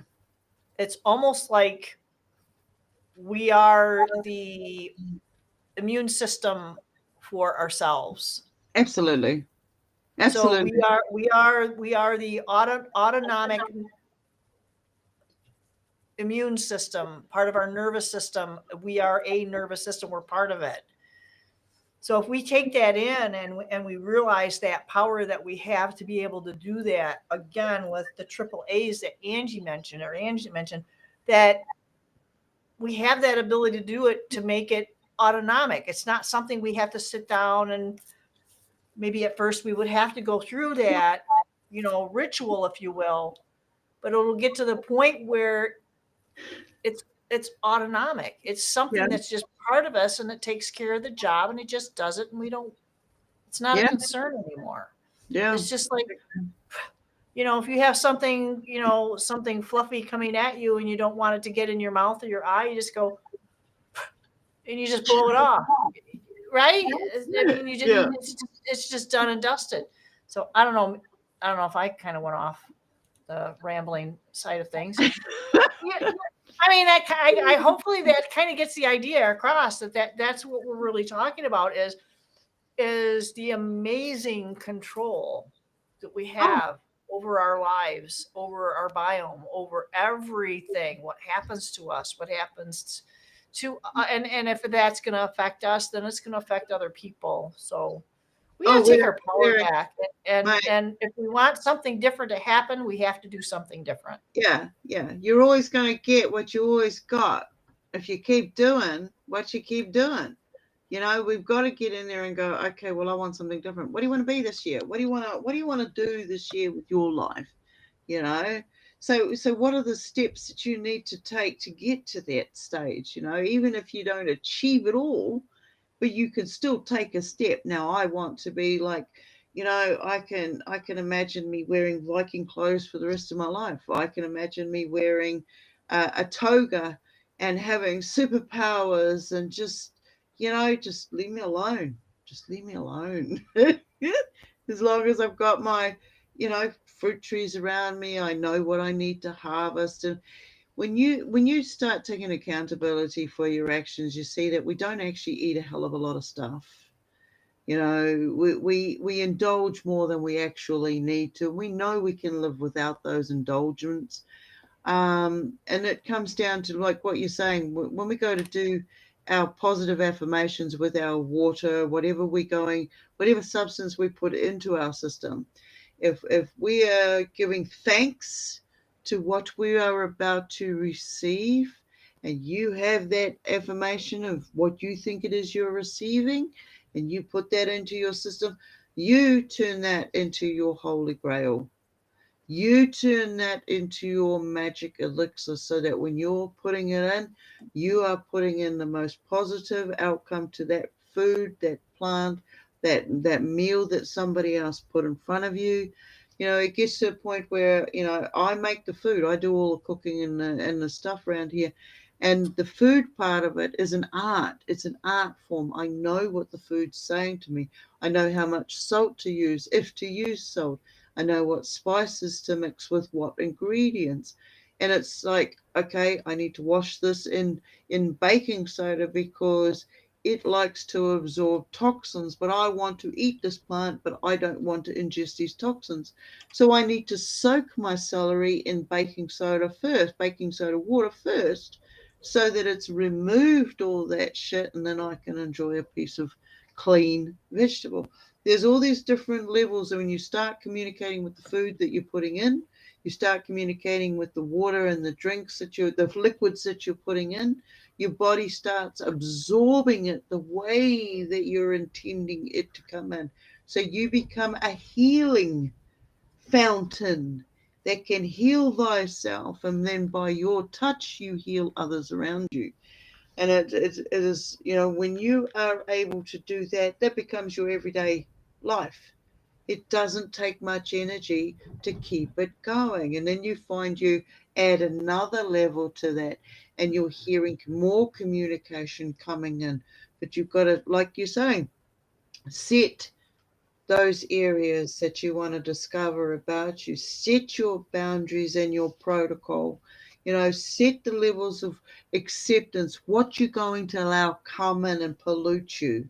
If you invite someone into your space, if you are in a relationship and they invite somebody in and you have a negative feeling or vibe about them, and it has an effect on the way that you communicate, try communicating something different.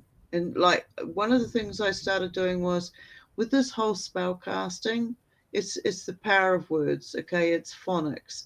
You change the phonics of the word. We have words that sound the same all the time, but whether it's good or bad, it's going to create the same energy. It's about the harnessing of that energy. So if you find one word that is said, like it has 3 or 4 meanings to it, is written 3 or 4 different ways, it's still harnessing the same energy, you start going, oh, when I go to use, I can't use that word anymore. I have to find something else that relates to that word. Yep. So here's taking it to the next level.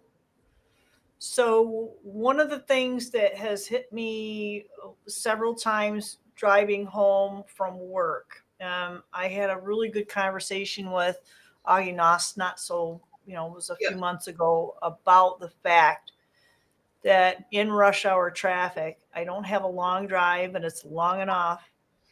And I had all of a sudden a wave of gratitude. There was so much gratitude that it brought tears to my eyes. And I just kept thinking, don't cry because you're in rush hour traffic. Just keep driving, don't cry.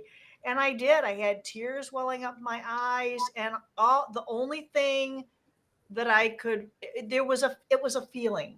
There were 0 words attached to any of this. And it feels like this is what we need to embody to get beyond the language to who and what we were before this thing that they're even calling language. So back many years ago, I studied Spanish for like 3 years. I have a co-worker. He's more like a colleague. He's not really a co-worker. He's a colleague, and he's bilingual. He speaks Spanish, and he and I have all kinds of conversations about what that means. And learning these different languages, you start to hear the differences in what they've done to English and the English people. So that kind of me is saying, why did they want to dumb us down so much? Why do they want to have all these words mean the same thing? And I have clients now that English is not their first language. Yeah. So we have to get an interpreter for this stuff. So, and it's absolutely fascinating because we'll have these amazing conversations before the interpreter will do the whole business thing, and then we'll have this really good conversation afterwards. I was like, oh my gosh, this was so much fun. And the client's going, yes, this was, I look forward to seeing you. So it's kind of like that whole dynamic of letting go of a lot of the word parts, because there's this connection that happens outside of those words. Yeah.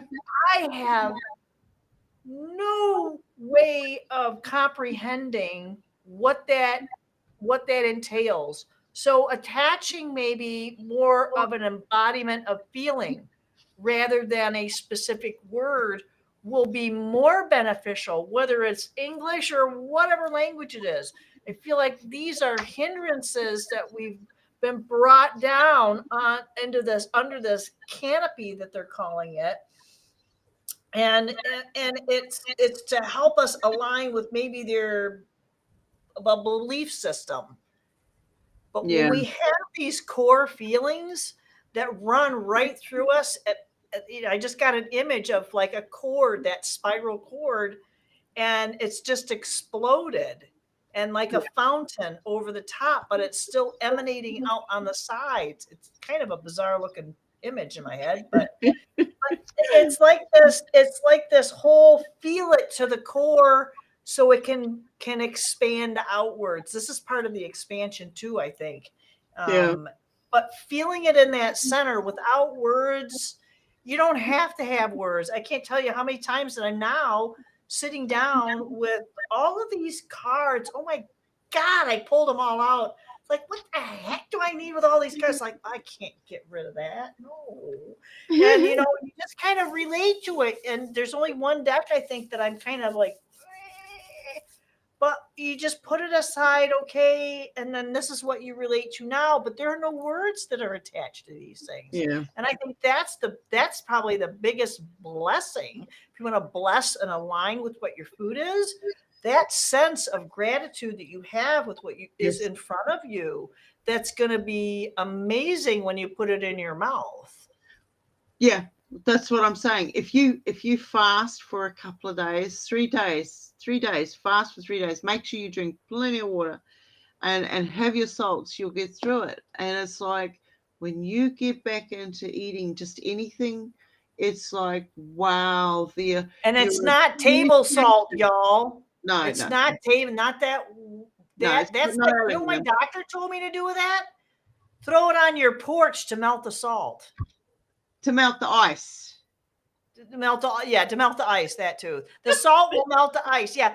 So no, he said don't eat that. That's terrible stuff. So he gave me a couple of ideas as to what you can use, but not that whitewash yucky. I use table salt's horrible. I use pink burns. Salt. Yeah, Himalayan salt or black salt. Yeah, that's what I or like. Celtic salt, and there's also something called Redmond salt. It comes from the hills of and the flats of Utah, and it's kind of a pinkish color, but it's really good. Okay. It's kind of like the U.S. version of the Himalayan. Okay, I can only get what I can only get. Yeah. No, they changed all our trade laws over here, so we're now getting limited of what we can get. Yep. So yeah, but I absolutely agree with you. Giving gratitude to yourself, to the experiences of, this goes deep. This goes to your inner child aspects of, your healing and stuff. What do you need to heal? Why are you healing it? Who said you were hurt? What's the hurt that you're feeling? When we start taking responsibility for ourselves, it starts with the gratitude right here, right on that plate, right in that cup, right in that reflection of the mirror. Who am I? What do I want to see? What do I want to be? What has held me back? Who has held me back? Why do I feel like I was held back? You ask yourself 101 questions, and the more you ask of yourself, the more answers you're going to get back. You'll have to work out which answer fits with the question, but this will come back to you because it's you reaching out saying, hey, self, I now need some communication. So now start responding to me. And you will start seeing that it will start responding to you. And you feel like, okay, well, this is a dictionary and I don't know how to read this writing that's in front of me, but I know that. Keep going through those pages because eventually you'll start understanding the words, the instructions, the feeling states. You'll be able to start saying, well, that's not my rubbish anyway. I don't need to hold on to that anymore. So now I need to research for myself, how do I disconnect from that attachment safely? There's a lot of, when we're starting to disconnect the rubbish from ourselves, there is a lot of toxicity and shit that we got to get rid of. It's like, who came from it? Why do I feel so bad about that interaction? Why did they leave this stain on me?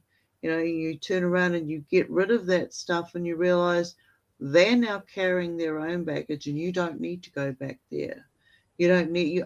I turned the apology of sorry into, because sorry no longer has the power that it used to have. When we say sorry, it's so overused that it doesn't have that value. And it's the same as sitting down, giving that thanks to your food, giving thanks to the person who's created that alchemy in the kitchen with that love and that attention and what was going through their heads when they were making that food. You know, are you going to get any kind of residue? And this is where I put myself. So when I say that, for me, working in the kitchen is one of my art forms. It's an alchemy. It's a form of alchemy. So when I go in there, I know the ingredients I'm going to use. I give thanks to it before I chop it up and stick it in a pot. And I take it from there. So it's like, okay, what toxicity is in my system? How can I release this? Learning and knowing where this toxicity came from. Why is it toxic? I went through a lot of real dark stuff in my lifetime, and it was others that told me that I was in a state of hurt, that I was in a state of, Stockholm syndrome and PTSD and all these other labels they gave me. And it wasn't until, after I'd studied psychology and went down that journey as well, that I got to becoming a navigator of myself, my inner self. Who was it that I wanted to become? Because that stuff over there, all of their programmings and stuff, it wasn't me. It wasn't going to work on me. I'm that black sheep. So then stepping into, okay, I am now the creator. I'm going to create my future. And my future means I give thanks for just simply being here. When people turn around and say they hate this planet's blah, blah, blah, blah, blah, blah, it's not the planet. It's the people on the planet. It's the predator-prey reality that we're living in. It's all the spell castings, the programmings, the enslavement, the indoctrination, the toxicity. If you can turn around and say, no, I don't need to participate. I don't need to participate. The more of us that don't participate in those connections, the stronger we'll all become as a force field, right? They know this. There's so much more to us because we're multidimensional. We can communicate with all these different types of beings. And if you put 10 of us in a room, I can guarantee us we'll have 6 or 7 of us that will have the same beings, the same similar creatures, the same inner feeling state, but we'll also have those ones that don't. Oh, wow, that's a new creature, so when we get to learn about other people's workings, their creatures that they have around us, they all have some sort of influence on us. And if they can communicate with us and we can communicate with them, and always have been, because it's in our DNA, we've got to ask ourselves, I no longer say that I was just birthed, I was created to create, and we are all creators. I am now in care of this vessel, and this vessel has a lot of different countries, and on those countries, organs, there's a lot of different people, and these people speak different languages. But if I look after all these countries, they're going to be harmonic, and that harmonic is a positivity for my exterior. And that's going to resonate not just through my dimensions, but anybody who comes close enough to these dimensions are also going to feel a little bit of that shake up too. So when this planet is going through shit, we feel it. We're all empaths. When we start giving gratitude, we start giving acknowledgement. We acknowledge that we can go into so many different feeling states. We are feeling these internal tremors. We are feeling other people's feeling states. and we are having reactions to them. So when we see it and we feel it and we sense it, what are we going to do about it? We're going to fall into like, oh, I'm sick. Oh, God, I'm sick. Oh, my God. Oh, God, that pain in my shoulder. Oh, that invisible backpack is too much for me to carry. No, it's now like I have this feeling state. I'm addressing it. I acknowledge it. I am putting out there. If you gave it to me, thank you. I don't need it anymore. If I have to say sorry, I now say thank you because you gave me the opportunity for growth. Right? It's like if you make a mistake out there in your growth process, as long as you haven't harmed somebody for grievous bodily harm or worse, you can get yourself back in that state by saying thank you for the opportunity for growth. A mistake just means I can get the opportunity to do it again, but this time I will do it better than I had the information beforehand. And we're going to continue to do that, and we're going to continue to grow because we allow ourselves to make these mistakes. I'll be the first one who'll step up and say, oh, my theories are totally wrong when they show themselves to me as being totally wrong, because that's allowing myself that 1% movement of growth. And that's all I need. You know, I'm not one of these ones that are up there with the I need 99% evidence. I'm at the stage where, oh, yeah, okay, oh, yeah, I stuffed up. Cheers, sweet airs. I don't need to carry this. I'm moving on now. So I how mean, you doing? it really does. I mean, that whole overarching idea is about the thought, our thought life, is really controlling our biome. It's not just other people, and we like to externalize things and think that other people or things have caused certain ailments or conditions that are within our personal biome. It's not to say we don't have, or they have an influence on it, but you know, you talked about, blessing the food. I have a tea towel that says coffee, the most important meal of the day. So that's kind of where I sit. My morning routine is pretty quick and simple. But I think we should probably do. Part I would like three. to do. I would like to do a little research on something that came up about healing the cycle in our thought life and manipulating our physical life, because Oh it yeah. does. And there's almost like this healing wheel.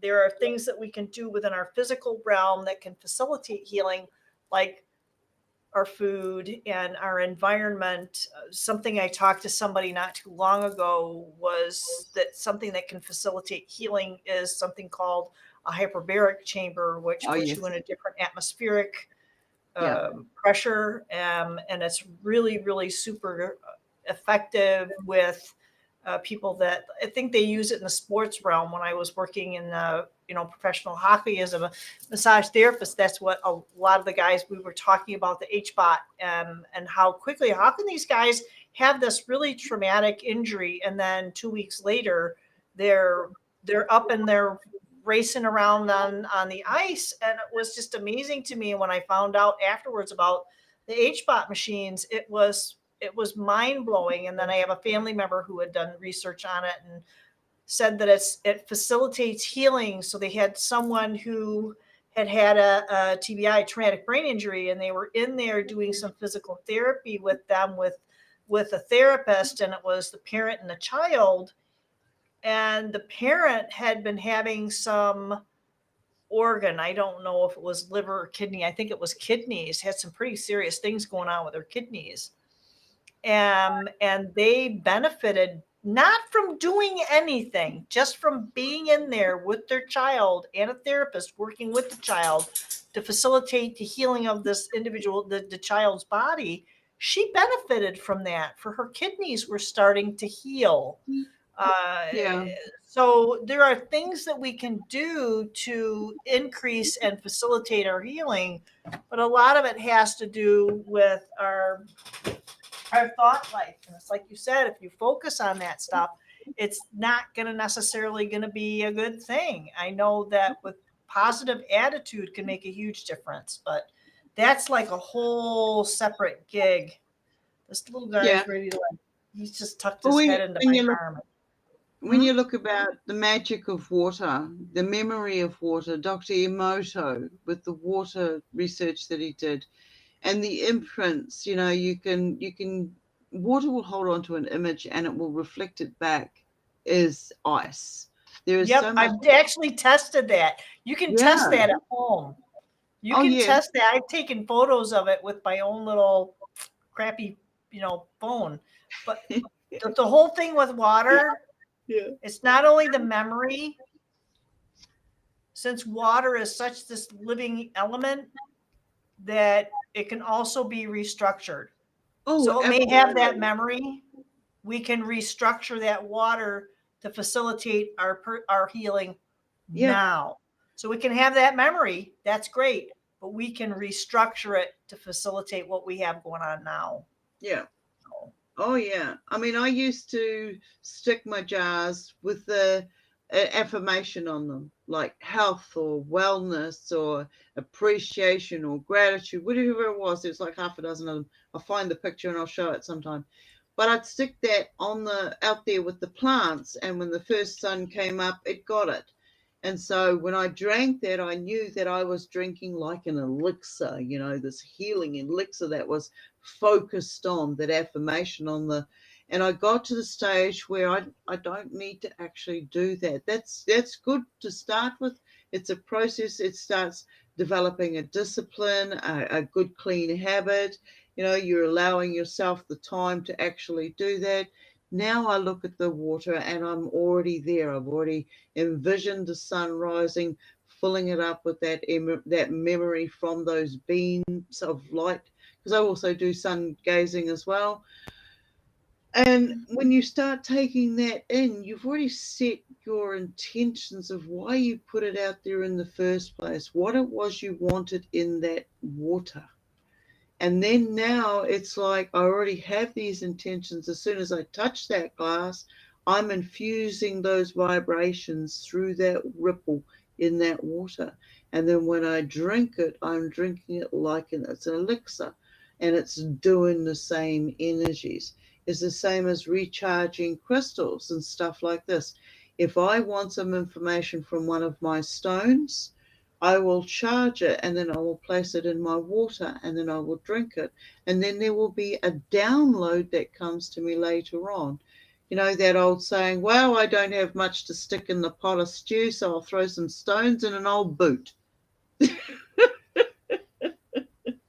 And then you go camping. How did that happen? Oh, don't know. Maybe I got close to the ground and the stones. There's all magic is all around us constantly, and it's about us going, okay, I acknowledge the magic as a form of communication, and I want to communicate. So, and it's like, okay, I know what, if it tastes a certain way, it's no good. See you later. I've got to do a lot of work to transmute that and use my energy, but over here I've already done it.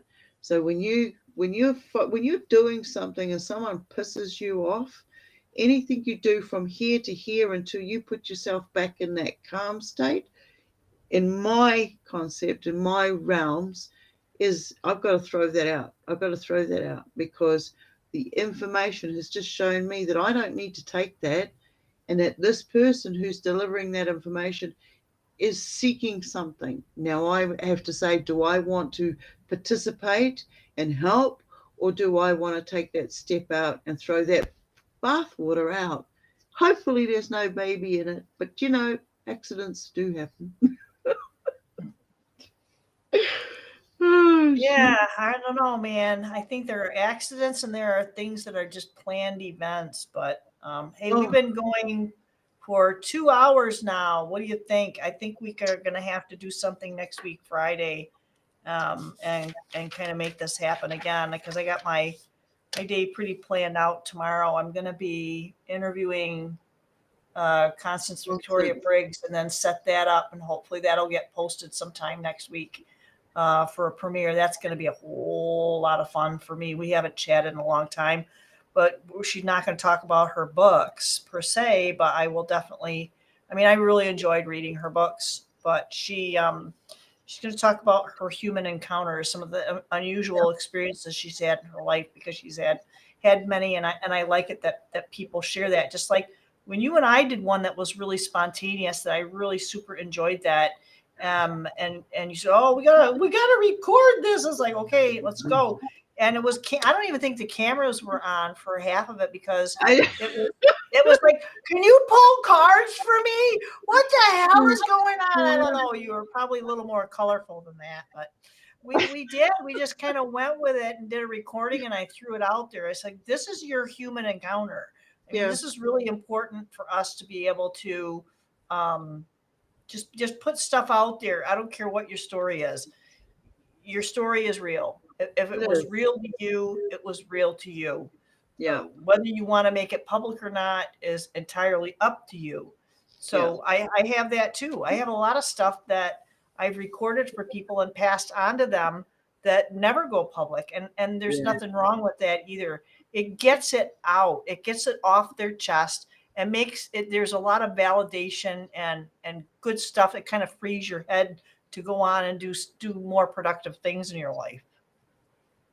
So anyway, that's what I'm going to do. It's 10 o'clock here, and I got this thing in my lap, and no, I've got to go and make a feed for somebody, and then I'm going to come back and have another play with this and see what we got going on and see how well it worked out. I'd like to thank. Go take care of your goat, will you?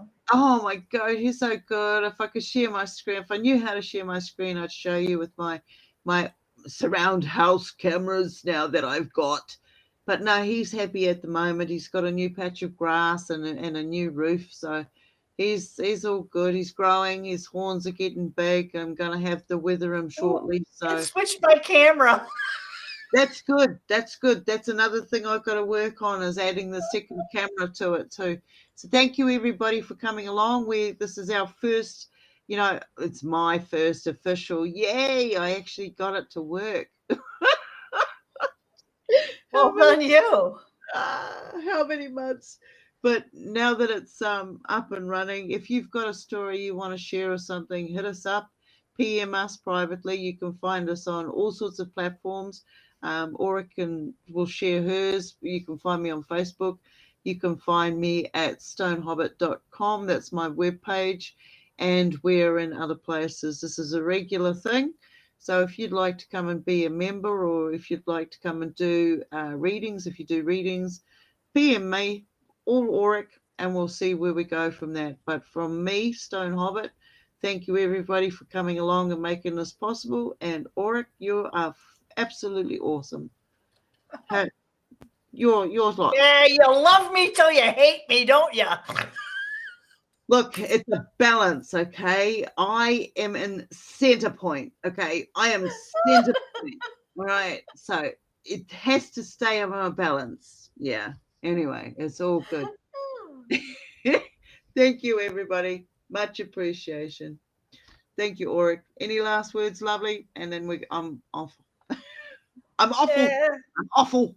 Yeah, I've already set up on the restream for my YouTube channel. All the connections, all the thingy dingies are in there, I believe. Yep, it's there. Everything's there. So you can just one click stop stonehobbit.com's in there. So away we go. Yep. Thanks so much, right. Stone. Much appreciated. Thank you, everybody. Have a good one. Ta-ta.